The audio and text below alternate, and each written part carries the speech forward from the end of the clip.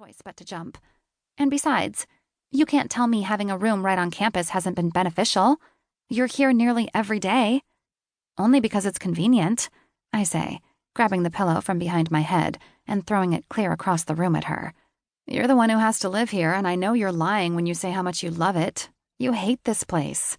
It's too cramped, and you can deny it all you want, but listening to your roommate having phone sex with her boyfriend is driving you insane.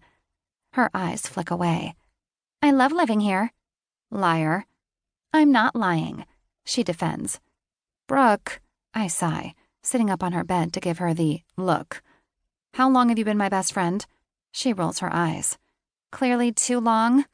Exactly, which is how I know you're lying, I say, giving her an infectious smile. You can't lie to me, Brookie Chookie. She groans, throwing the pillow back at me and hitting me square in the face. Stop calling me that. Then admit you're a shitty liar. She sits up a little straighter.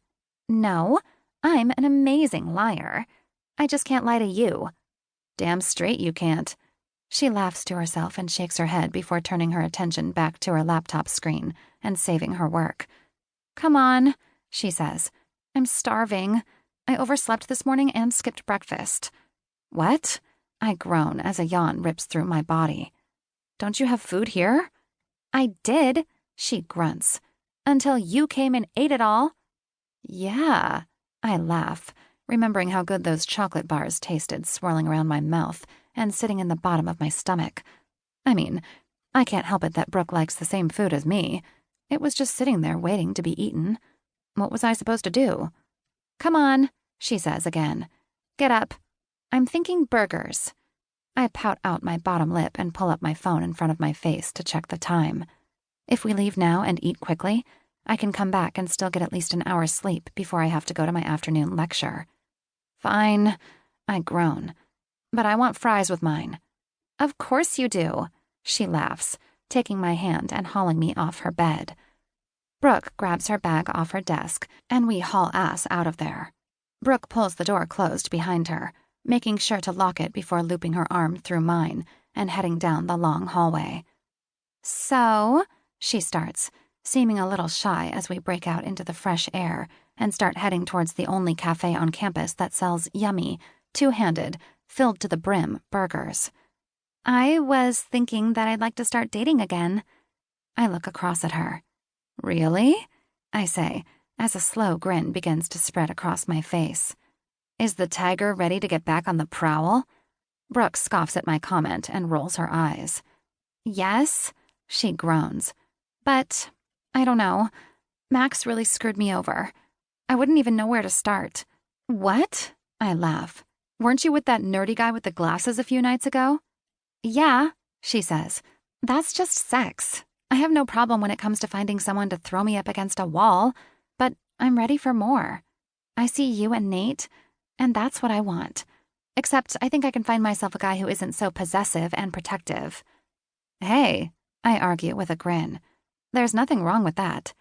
Uh-huh, she says, not believing me. There's a thin line between being possessive and downright abusive. Trust me, watching your man throw down because some loser thought he could grind up against you on the dance floor is the sexiest thing you'll ever see. But what's better than that is the beastly way he dominates your body afterward. She moans. Yeah, that's what I need. Yeah, a toned-down version of Nate would be perfect for you. I agree, perking up as an idea flutters through my mind. My eyebrows shoot up in excitement. Let me be your matchmaker. What? She scoffs, barking out a laugh. No way. You'll probably pick the worst guy on campus. You know, the one with 3 nipples, webbed toes, and a panty-smelling fetish. Whatever, I say, trying to hold in my laughter as I nudge her with my elbow, desperately wanting the gig. I managed to win over Broken Hill's ultimate bad boy and lock him down. I've got great taste in men. First off, she says, Nate doesn't count. He was in love with you since you were 12. You didn't win him over. He forced your hand and was relentless until you gave in. You got lucky, so you're probably the worst person to try and set me up. She laughs. Do I need to remind you of your track record before Nate decided to ambush you? I think back over my terrible dating.